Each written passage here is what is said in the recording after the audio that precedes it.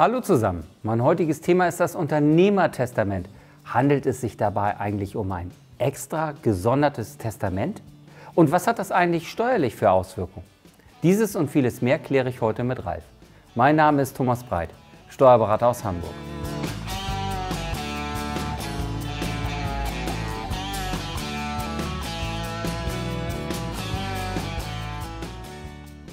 Wir sprachen über den Tod des Unternehmers und du sagtest, ein Unternehmentestament ist eminent wichtig.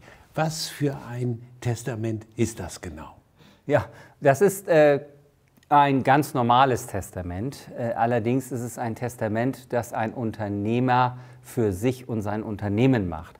Und da muss man also zwei Ebenen sehen. Einmal das Gesellschaftsrecht. Bei Personengesellschaften ist das im Gesellschaftsrecht verankert. Das ist dort die Nachfolgeregelung, qualifizierte Nachfolge, einfache Nachfolge oder quantitative Nachfolge.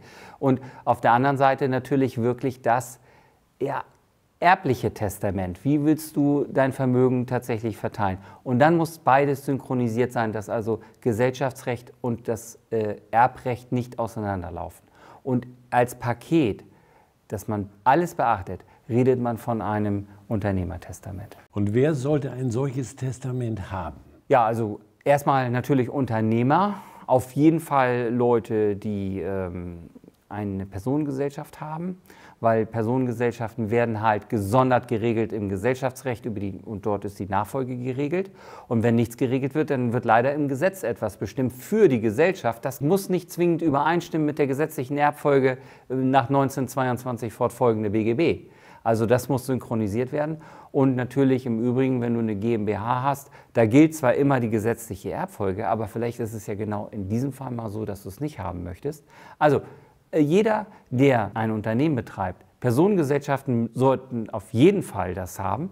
Und bei der GmbH, die müssen sich die Frage stellen, ist die gesetzliche Erbfolge genau das, was ich mir für die Folge meines Erbgangs für meine GmbH-Anteile vorstelle? Welche Risiken stecken eigentlich in einem Unternehmertestament? Ja, das Risiko ist, dass das Unternehmertestament mit deinem normalen Testament oder mit der gesetzlichen Erbfolge nicht übereinstimmt. Also ein Unternehmertestament hat hauptsächlich, also einerseits ist es kein echtes eigenes Testament, es ist ein Testament, was die Gesellschaft anbetrifft. Also wie sollen die Gesellschaftsanteile vererbt werden? Und das kann völlig autark zu dem gesetzlichen Erbrecht laufen oder zu deinem privaten Testament. So, und wenn das nicht synchron ist, Beispiel, du hast eine OHG und du hast in der Satzung, im Gesellschaftsvertrag nichts geregelt, dann gilt die Anwachsung nach Gesetz. Anwachsung bedeutet, dass der versterbende Mitunternehmeranteil den anderen Mitunternehmern anwächst. Wenn die anderen Mitunternehmer aber nicht deine gesetzlichen Erben sind, dann sind die ja quasi enterbt. Und damit läuft natürlich das gesetzliche Erbrecht in eine andere Richtung als das, was du jetzt ausgelöst hast im Gesellschaftsrecht. Also müsstest du das synchronisieren. Entweder du hast keinen Vertrag bei der OHG und hast eine Anwachsung, dann kannst du aber auch gleichzeitig deine gesetzlichen Erben gleich mal enterben, weil die bekommen den Anteil ja sowieso nicht. Oder aber du setzt dich hin und baust in der Satzung ein, dass nicht die Anwachsung gelten soll, sondern dass die gesetzlichen Erben den OHG-Anteil bekommen. Und dann hast du es wieder synchron. Dann werden die Anteile der OHG an deine gesetzlichen Erben gegeben. Das deckt sich auch mit dem gesetzlichen Erbrecht. Und das ist genau das Risiko, dass du das nicht synchronisierst zwischen dem Unternehmertestament und dem privaten Erbrecht. Da gibt es ja einiges zu beachten. Welche Punkte sind besonders wichtig? Ja, also mir fallen jetzt so erstmal ein, Nachfolger müssen bestimmt werden. Das ist das Beispiel mit der OHG. Wenn du das nicht machst, dann passiert etwas ganz anderes, als was du dir vorstellst. Dann möglicherweise die Leute, die nicht erben, Pflichtheitsansprüche. Das musst du mit auf der Pfanne haben. Das kann passieren und der Pflichtheitsanspruch wird gegen die Gesellschaft geltend gemacht. Also das ist ein ganz wichtiger Punkt, dass du das mit auf der Pfanne hast.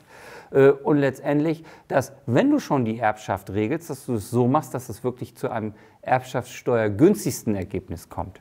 Also es gibt einiges zu beachten beim Unternehmertestament. Vielen, vielen Dank jetzt schon mal vorab für diese ganzen Informationen. Wie gut, dass es Menschen gibt, die sich damit auskennen. Ja, wie Sie das in diesem Dialog gehört haben, beim Unternehmertestament geht es um die gesellschaftsrechtliche Vererbung Ihrer Gesellschaftsanteile, was durch kein Gesetz als dem Gesellschaftsrecht geregelt wird. also insoweit auch kontrovers zu dem gesetzlichen Erbrecht oder Ihrem privaten Testament laufen kann.